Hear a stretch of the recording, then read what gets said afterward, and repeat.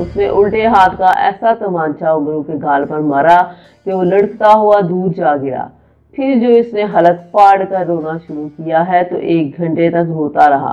आखिर इसके रोने से उस्ताद भी तंग आ गया और लगा खुशामद करने लगे, मगर वो जितनी खुशामद करता उमरू के रोने की आवाज इतनी ऊंची हो जाती।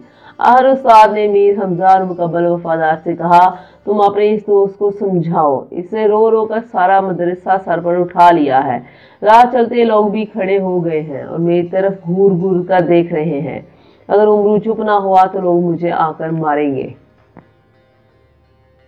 और अपने बच्चों को भी मदरसे से उठाकर ले जाएंगे। उस्ताद के कहने से मीर हमजा और मुकब्बल ने उमरू को समझाया। तब इसने रोना बंद किया और एक कोने में बैठकर दूसरे बच्चों का मुंह चढ़ाने लगा। बच्चों ने उस्ताद से शिकायत की कि उमरू हमारा मुंह चढ़ाता है।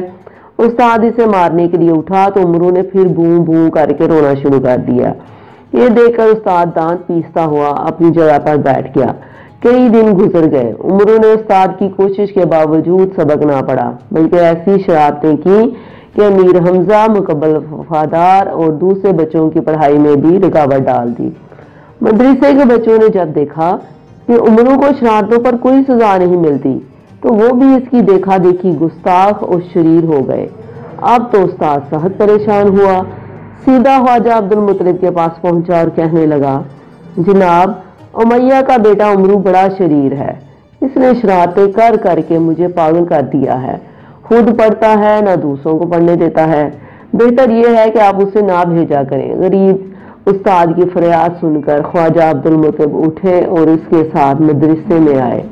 क्या देखते हैं कि उमरू अदब से बैठा सबक याद कर रहा है। उन्होंने उस्ताद से कहा, आप तो कहते थे कि उमरू खुद पढ़ता है, ना किसी को पढ़ने देता है, मगर मैं देखता हूँ वो अपना सबक याद कर रहा है। जनाब अली, ये भी इसकी शरारत है। आपको आते देखा तो झूठ मूठ सबक याद करने लगा।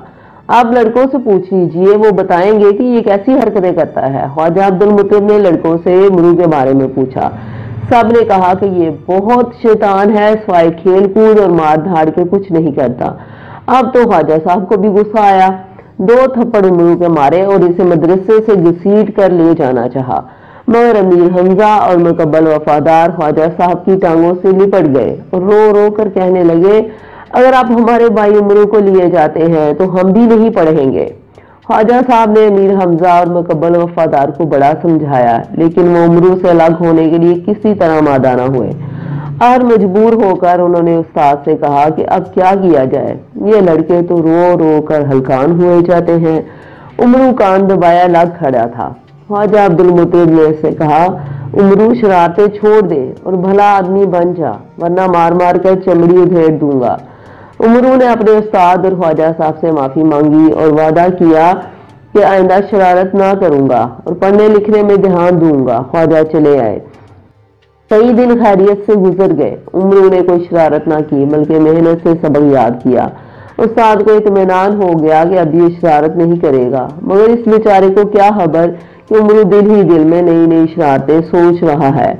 मदरसे में पढ़ने वाले लड़के अपने घरों से खाना लाते और जब दोपहर को 2 घंटे की छुट्टी मिलती तो 1 घंटे तक सोते और जागने के बाद खाकर फिर पढ़ाई में लग जाते।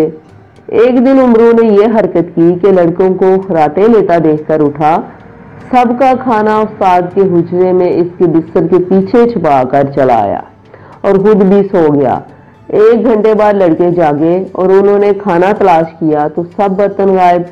उन्होंने उस्ताद से इसके बारे में शिकायत की। वो बड़ा हैरान हुआ, कहने लगा, ये उमरू की शरारत है, इसके अलावा ऐसी हरकत कोई नहीं कर सकता।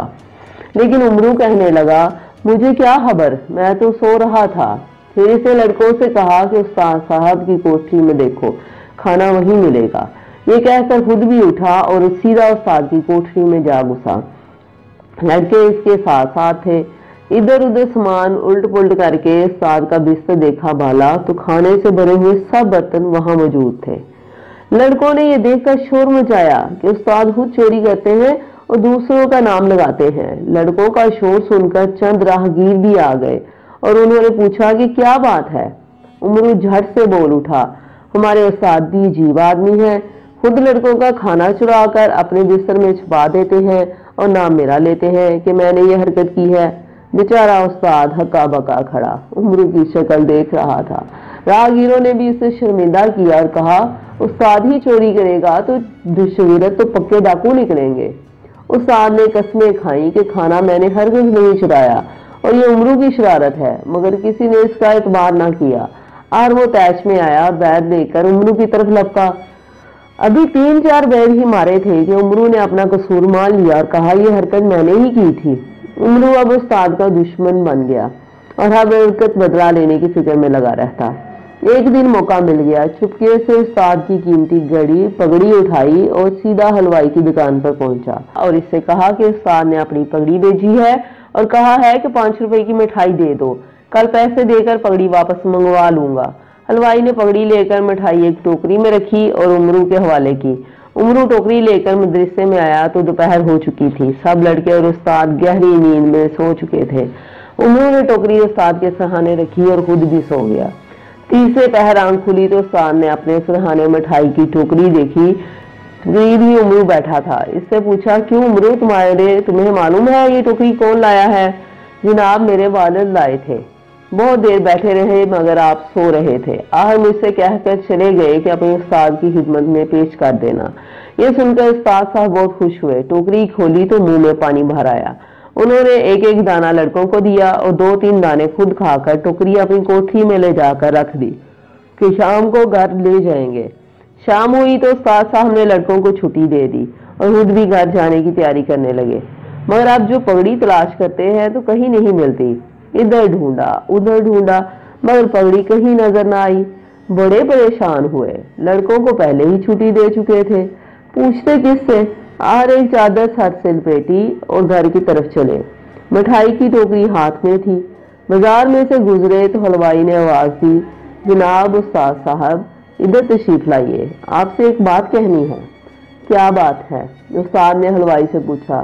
حلوائی نے پگڑی نکال کر سامنے رکھی اور کہنے لگا حضور آپ پر ہمیں پورا اعتبار ہے، پگڑی بیچنے کی کیا ضرورت تھی، جب چاہے مٹھائی منگا لیا کیجیے۔ استاد صاحب نے اپنی پگڑی دیکھی تو ان کا خون کھول اٹھا، کہنے لگے بھائی یہ تو بتاؤ کہ پگڑی تمہارے پاس کون لایا تھا اور تم نے مٹھائی کتنے کی دی تھی؟ جناب آپ کا ایک شگیرت پگڑی لایا۔ اس نے کہا اس کا نام شاید عمرو ہے، امیہ کا لڑکا ہے، 5 روپے کی مٹھائی ٹوکری میں بندھوا کر لے گیا تھا۔ استاد نے کچھ اور نہ کہا، جیب سے 5 روپے نکال کر حلوائی کو دیے، پگڑی سر پر رکھی اور دل ہی دل میں عمرو کو کوستے ہوئے گھر پہنچے۔ ساری رات غم اور غصے کے مارے استاد کو نیند نہ آئی۔ کئی بار بیوی نے پوچھا کہ معاملہ کیا ہے، لیکن انہوں نے کچھ نہ بتایا۔ اگر اس وقت عمرو کے ان کے ہاتھ لگ جاتا تو نہ جانے اس کے ساتھ کیا سلوک کرتے۔ بہرحال کے گھر دانت پیستے اور بڑبڑاتے تھے، ٹھہر جا بچو، جاتا کہاں ہے؟ صبح مدرسے میں کسی طرح آ جا، پھر تیری وہ درگت بناؤں کہ ساری عمر یاد رکھے۔ عمرو سے انتقام لینے کی دھن میں استاد منہ میرے مدرسے میں آ پہنچے۔ آہستہ آہستہ سب لڑکے بھی آئے، پھر خواجہ عبدالمطلب کے ساتھ امیر حمزہ، مقبل وفادار عمرو بھی آتے ہی دکھائی دیے۔ خواجہ صاحب کے اشارے پر عمرو نے جھک کر استاد کے پاؤں پکڑ لیے اور اپنی خطا کی معافی مانگی۔ خواجہ عبدالمطلب نے جیب سے 10 روپے نکال کر استاد کو دیے اور کہا 5 روپے مٹھائی کے اور 5 روپے میری جانب سے قبول فرمائیے، میں حمزہ کی سفارش پر آیا ہوں۔